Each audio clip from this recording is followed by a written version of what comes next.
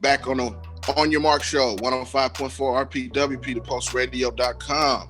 We're going to jump into the recruiting corner today. Got a special guest, John Diarse, man. He's coming in. He's going to tell his story and talk about what he's doing today. John, how you doing, man? Come on in. What's up, man? What's going on, man? I appreciate you having me, man. Man, appreciate you joining me. Now, what I usually like to do with my guests, tell us where you've been and how you got to where you are now. 1,000, man. Well, I'm John Diarse. I'm from Louisiana, Monroe, Louisiana. It's a little small country/city town, about an hour away from Shreveport, man. So I'm Louisiana all the way down. But I've been out in Texas now since 2016, and I'll bring us all the way back to that. But I played high school ball, played quarterback in high school, won 2 state championships and MVP. From there, I went on to LSU, played 3 years, played for Coach Les Miles. I played with guys like Odell Beckham, Jarvis Landry, Leonard Fournette, Jamal Adams, Trey White. I mean, I can go down the line as far as guys from LSU. But I graduated from there and transferred over to TCU, where I finished out my career and competed for a Big 12 championship. Played with guys like Kenny Hill, Traven Howard, who's at the Rams, Ty Summers and Vernon Scott, who are with the Packers, Jeff Gladney, who's with the Vikings. So I played with a great number of guys at TCU, man. And then from there, graduated from TCU in my master's, I got a chance to sign with the Broncos and spent a little time out there. Played with guys like Demaryius Thomas and Emmanuel Sanders and Cortland Sutton out of SMU. So I've seen a great number of guys and talents. You know what I mean? But things didn't go as planned in Denver, and I just left it all in God's hands.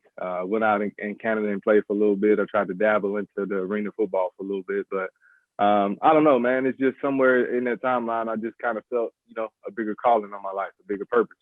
And no offense to any other, coaches or trainers out there, but for me, I felt like, I'm not going to get into training or coaching just because I can't play. I felt a pull. I felt a purpose connected to that, a calling connected to that. And now I'm training out in the DFW area, mostly in the Hurst, Euless, Keller, Fort Worth area, a little bit of Arlington. So I get around a little bit and train the local kids. And one thing that I pride myself on is I don't train for tomorrow. I train for 3-4 years down the line. I got a phrase I say that if you're training for tomorrow, that means you're late. You know what I mean? So I truly try to prepare my kids for 3 or 4 years down the road when they need to know a lot of things.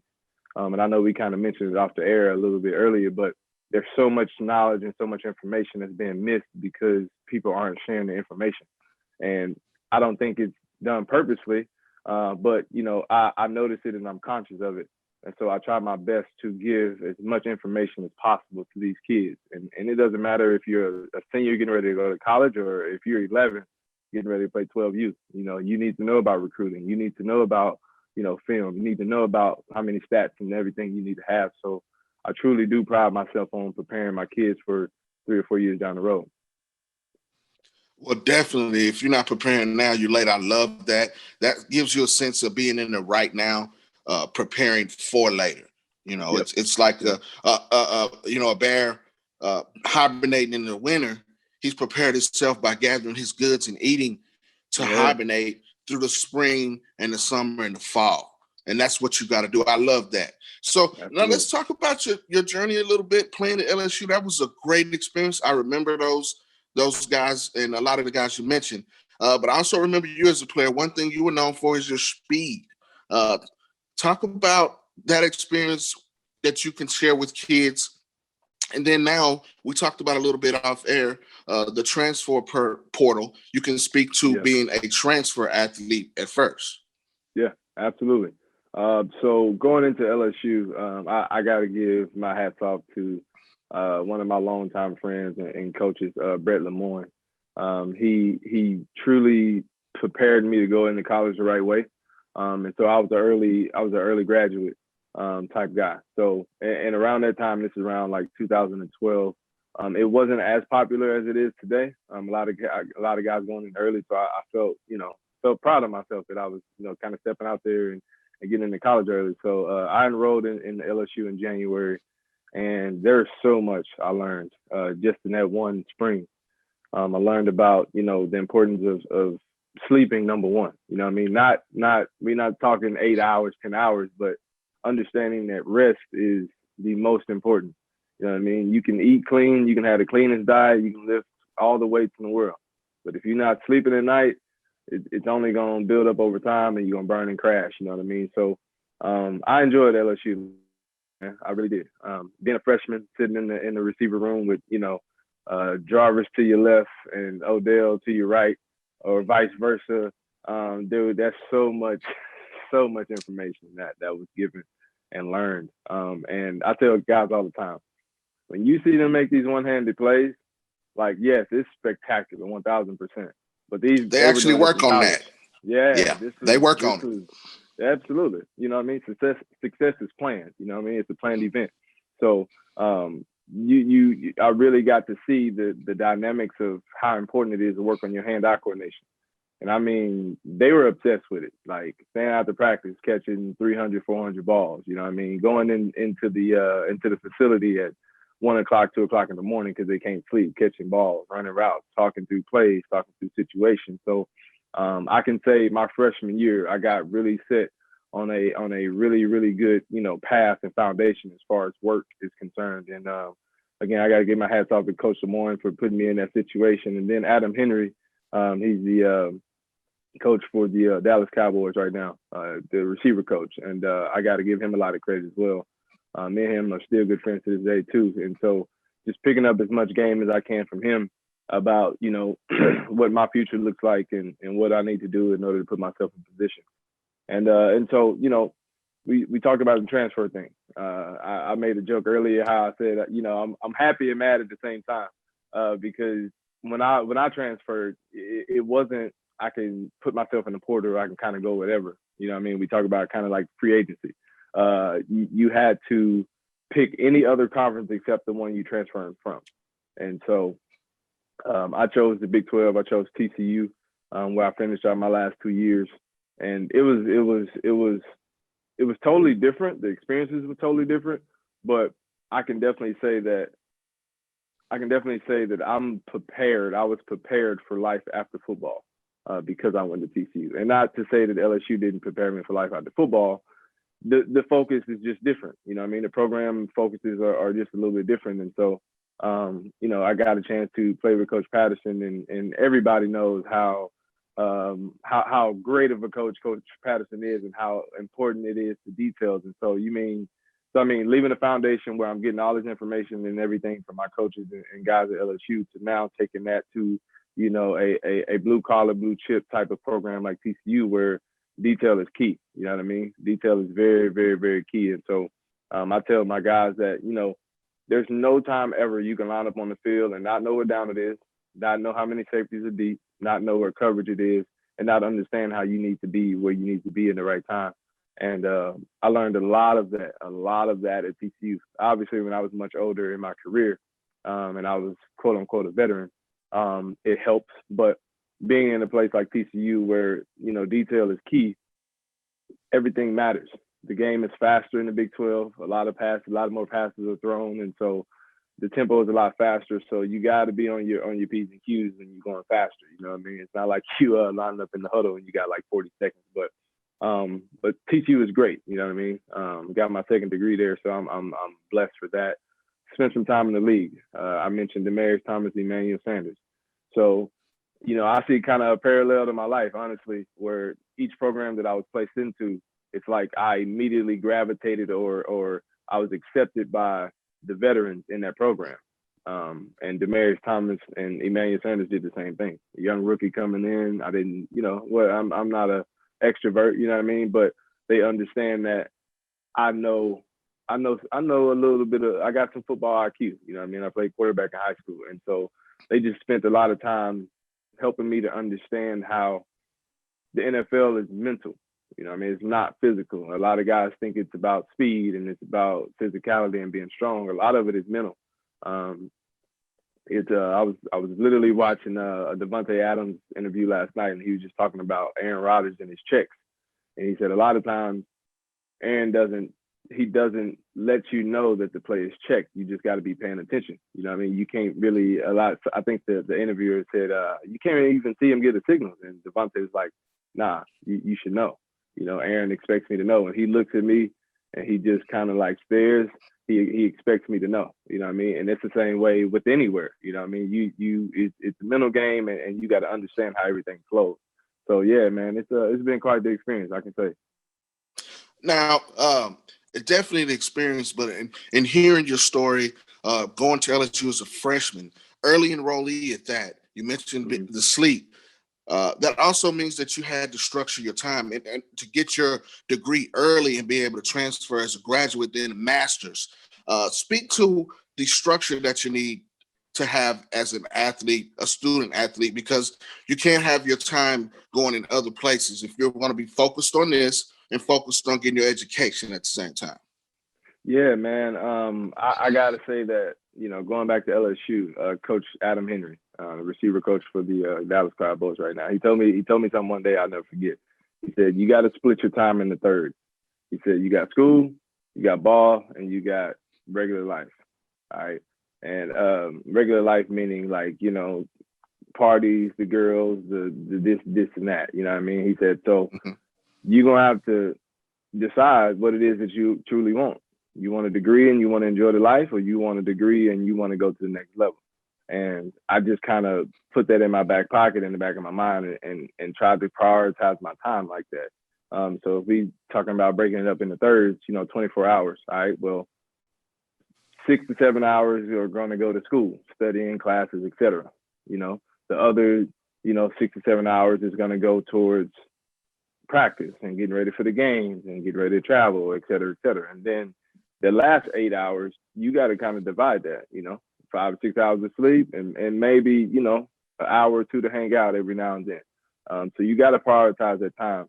And especially when, you know, or in my case, when I transferred to a whole nother program, I have to now adjust to the style of time that they use, you know what I mean? So for me being in graduate school, I won't say it's easy, but it's doable. It's simple, you know what I mean? As long as you can prioritize your time. And so being in a whole nother place, whole nother state, whole nother program, I kept that, you know, divided into thirds in my back pocket. I said, all right, well, I got to apply the same thing over here, especially if I want to come out on top. So I can definitely say I was a ghost to a lot of people at TCU just because I wasn't out like that. I wasn't really, you know what I mean? Because I understood. My last 2 years, you got to really prioritize your time and understand what you're trying to get done. So yeah, I would definitely say time management is the number one thing. If you don't learn nothing else, you need to learn time management. I mean, not just for school and ball, but just for life in general. Most definitely, and that's a lot of times that things when kids go to college to get away from their parents, to get away from, you know, I won't say being spoon-fed, but sometimes having things done for them, and now they're on their own. There's nobody to wake you up for that 8 o'clock class. There's nobody to say, hey, you need to do this. You got to learn how to do your laundry, structure your time, and that's why I brought that good point up because, you know, in my experience, you know, talking to kids, those are things that they may not know, especially kids. You know, everybody has that dream of wanting to be a D1 athlete, want to be on TV, want to be in that limelight. But those are some of the things that you don't see behind the scenes that you guys participate in and have to do. They see the finished product when they see you at the Big 12 championship, but they don't see the things and the steps that you have to go to get there. And that's, I think, is an important thing that's left out. But now off camera, we were talking a little bit about recruiting. In today's age, right now in recruiting with the COVID and being in the middle of a pandemic, it's a totally different ball game. And on the recruiting corner, on the On Marc show, we like to educate and get as much information as we can to people that listen. So talk about recruiting as far as, you know, we were talking earlier. In my opinion, if you got an offer, commit, you know, early if you can. If somebody wants you, you go where you want it. They got a plan for you. Speak to that a little bit. Yeah, man, we talked about it a little bit off air, and you know, I agree with you. You get a couple offers on the table, and you really feel good about a place to where you want to commit. Go ahead and commit. You know what I mean? The worst case scenario, you can decommit. You know what I mean? And so that's the caveat there. I mean, you can commit and then decommit. But you know, we were also saying that, you know, number one, you got to understand that as you tell the coach that you're waiting on another college, or I'm just kind of, I'm just trying to see who's going to offer this and that comes off in a negative tone to somebody that's trying to bring you to their program. And so I've literally listened to other guys' stories to where they told the coach that, and the coach turned around and took their name off the recruiting board because they looking for the next guy. And so, I definitely would say don't play around with those offers. You know what I mean? Especially if let's just say you got 3 schools and you get 2 out of the 3. Well, if you got 2 out of the 3, make a decision. I would definitely encourage you to go ahead and make a decision, because you want, at least for me, in my opinion, you should want a program to have a structure for you, a program for you, a detailed step-by-step plan for you that's going to put you in the best position to play as a freshman. Everybody want to play as a freshman, everybody. So I would definitely encourage guys to go where you have the best possibility to play as a freshman, because then you have 3 full years, maybe 4 if you stay all 4, to put film together, put a tape together. And obviously you got to ask the right questions. You got to do your own research too, as far as how many seniors are already there, how many juniors are there. You know what I mean? How did this guy do last season? What did this guy do last season? What's the plan for those guys? And so you definitely gotta take the covers back and see what's really going on in a program. And it's not just about, who has the best Nike shoes, who gives out the best Nike shoes or the best Nike gloves or the uniforms and all that stuff. Like, bro, it's so much more deeper than the outside stuff that you can just see from at home. You know what I mean? We're just talking about how it's pretty much a business. It's turned into a business, slowly but surely. It's turned into a business. So, I would definitely encourage the parents that's listening, like, treat this recruiting process as a business, and none of it is personal, but do understand they recruiting your baby this year, they're going to recruit somebody else on next year. So definitely take that into consideration as you enter this recruiting process. Definitely, and you hit the nail on the head. That was my next point. I was going at the parents, and that's one reason that I got into doing what I was doing, or what I do now, because I have kids, and my son was in middle school, and I always been a guy that wants to be information. I'm a football guy myself, but my son's a baseball player. He's in college now. He's freshman, but the reason I got involved with Twitter is because it's instant information. That's how I found out all the camps were, a lot faster than Facebook and Instagram. That's a lot of times about pictures and personal things, but Twitter is instant information. It happens right now. If somebody goes out and has a wreck down on I-20, you know about it right away. It's instant information, and the more informed and the more educated parents are, it also helps to recruit as well. And I think those are 2 things that run hand in hand. You hit on that. Now, again, this is John Diarse on the OYMRC show, talking a little bit of recruiting in the recruiting corner. Now, let's turn your coaching hat on. Right. You mentioned that you played at the beginning, quarterback in high school, but then you moved to wide receiver. But you have experience at all positions throughout your playing career. Let's dive into a little bit of what you look for, position specific as far as footwork, movement, and how important, second question, is to play multiple sports. We talked about that as well, and how that all, works hand in hand to make the player and athlete better. Yeah, absolutely, man. Well, first off, putting my coaching hat on, I got to pay my homage and give a lot of my thanks and gratitude to the Foot Doctor Association. Seth Mentor out of Miami, Florida, is a phenomenal dude, phenomenal program that he has built for guys that want to get into, personal training or coaching.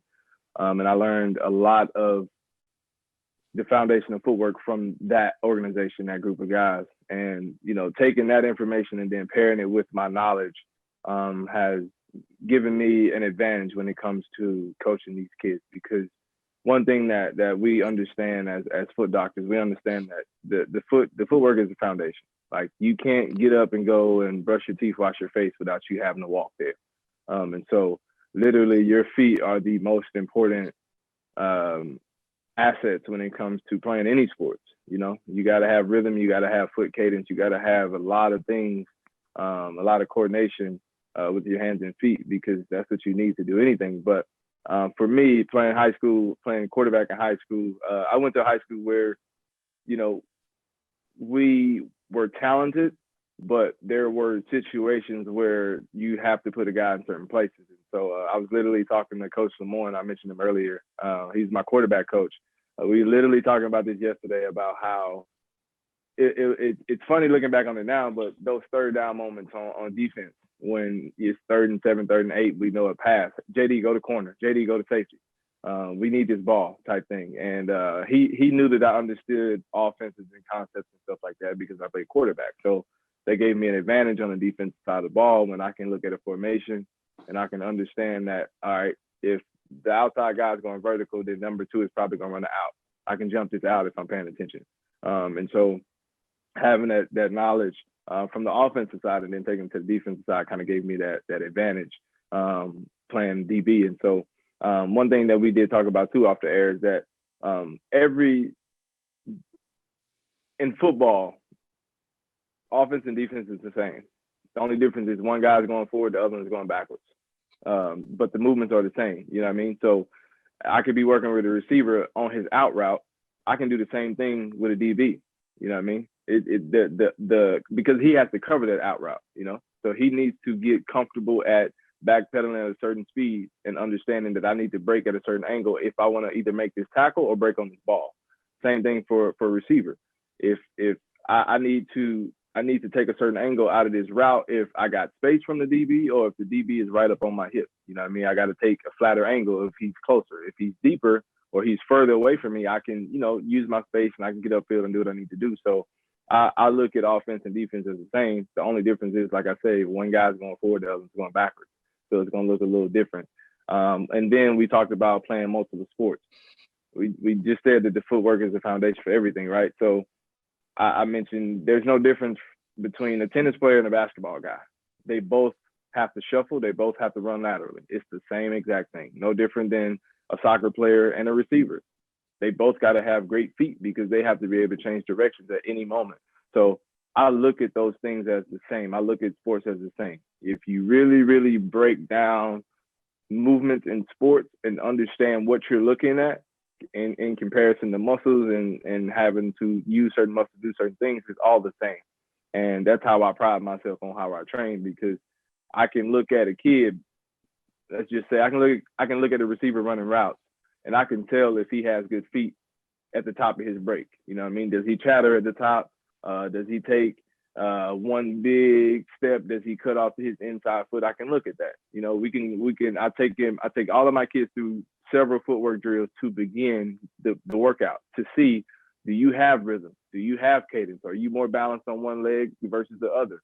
Can you run to the left? Can you run to the right? Can you move? You know what I mean? So I do a lot of my assessment based upon your rhythm and foot cadence in the very beginning, because that's what you need. It doesn't matter what sport you play. You need your feet. So I can definitely say that my experience as a quarterback, my experience at playing all of the other skill positions, running back, receiver, safety, corner, gives me an advantage because I can see the advantages on both sides of the ball, and I understand the concepts and what's trying to get done on both sides of the ball. Well, definitely that makes you more well-rounded. And I think the difference, and you stated this on offense and defense, especially, a DB and receiver. A DB's got to be able to backpedal faster than the guy running towards him. Yep. And that footwork has to be crisp and sound. Those movements, you have to be flexible in your hips. When I was playing linebacker, if you follow the guy's hips, that's where you're going. All that juking and stuff don't mean nothing. If I see his hips and you attack. So those are the things that you gotta show kids, and your footwork and your speed and everything is from the ground up. So if you're grounded, that's how it works. And those are the things that we need to talk about, man. Again, John, I appreciate you joining me today. Tell everybody where they can find you, get a hold to you if they're interested in getting in touch with you, man. Absolutely, man. So I'm not really big on Twitter, but you can find me on Twitter at LET9out, LET_9_OUT. I'm on Instagram a lot. I got 2 or 3 places I'll be on Instagram. So one of my pages, my main page is Let9out, LET_9_OUT. My other page is Foot Doctor 9. All right, Foot Doctor _9. And that's where I put a lot of my training information and stuff like that. On Facebook, you can look me up, John Diarse, JOHN DIARSE on Facebook. And I mean, you can literally find me any and everywhere. You know what I mean? Go grab the merch, the wild merch. When you see it, you know it's me. Yeah, man, you can find me anywhere. I'm all over the city, all over DFW. So if I got any parents, any kids, you know, listening, you interested, you trying to find somebody to get with, holler at your boy, man. We're going to get right. Most definitely. Got to get it right, man. Here on your Marc show, we're going to take a small break and we'll be right back on 105.4 RPWP.